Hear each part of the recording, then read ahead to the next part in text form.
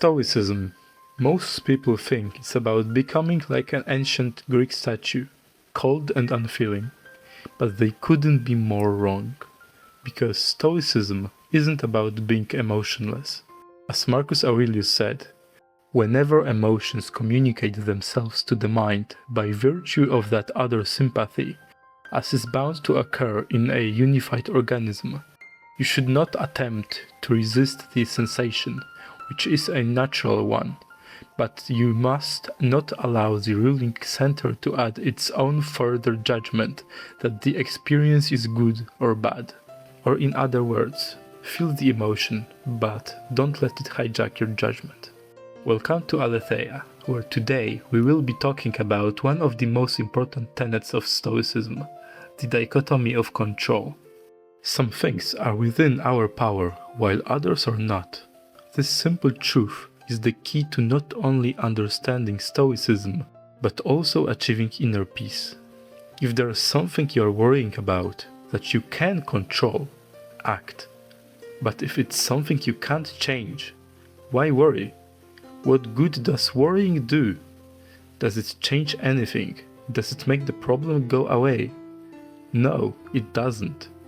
So, instead of worrying about something outside of your reach, spend that time and energy addressing issues that you can fix.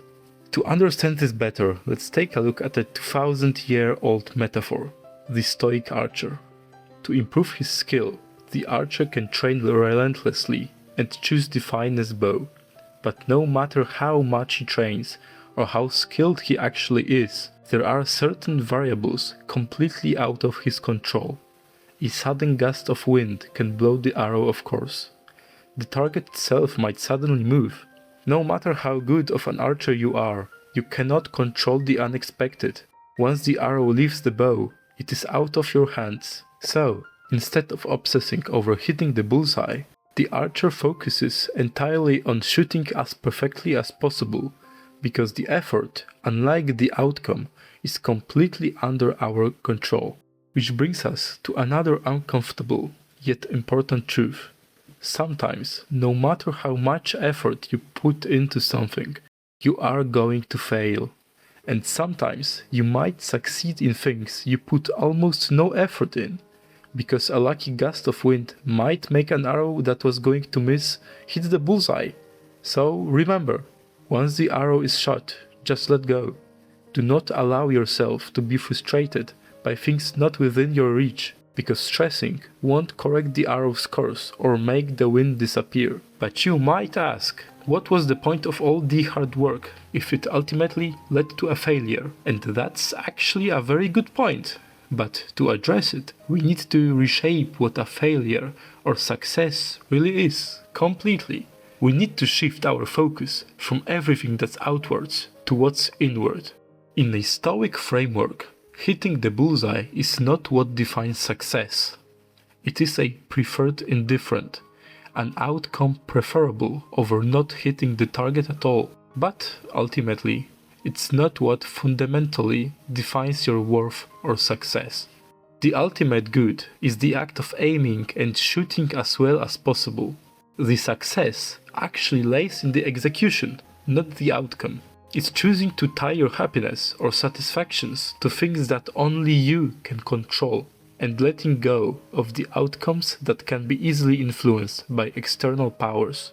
When you fail, or when something bad happens, your mind and body react instinctively. You might feel a sudden, uncontrollable burst of anger, grief, or anxiety, a knot in your stomach, or a flush in your cheeks. The Stoics understand that this first wave of emotions, called Protopatheia, is completely natural, biological, and outside of our control. Remember the quote of Marcus Aurelius from the intro. He didn't tell you to block or suppress that wave of emotions. You are human, you are allowed to feel.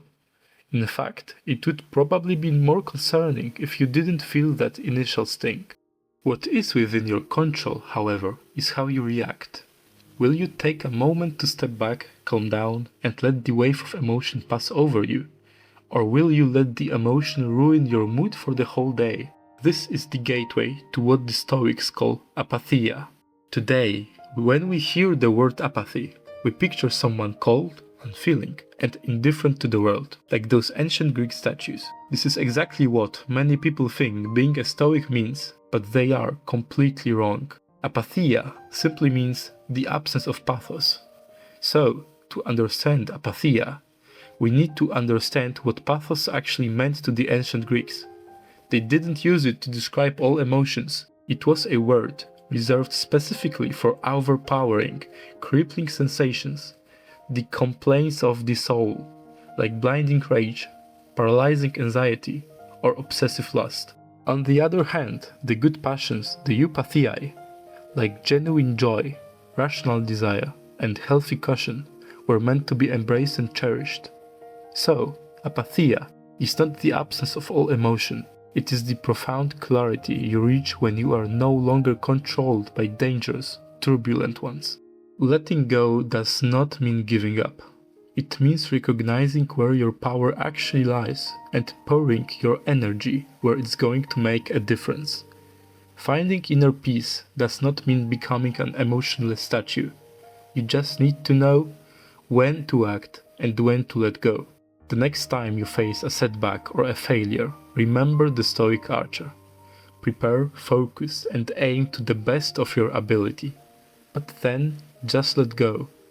The rest is out of your hands. I know that this is easier said than done. Keep in mind that if you choose to apply this wisdom to your life, it's not going to work flawlessly from the beginning. It's a long process, but at the end of the road lies inner peace. Thank you for watching, and if this video brought you some clarity today, please consider subscribing and leaving your thoughts in the comments. See you in the next one.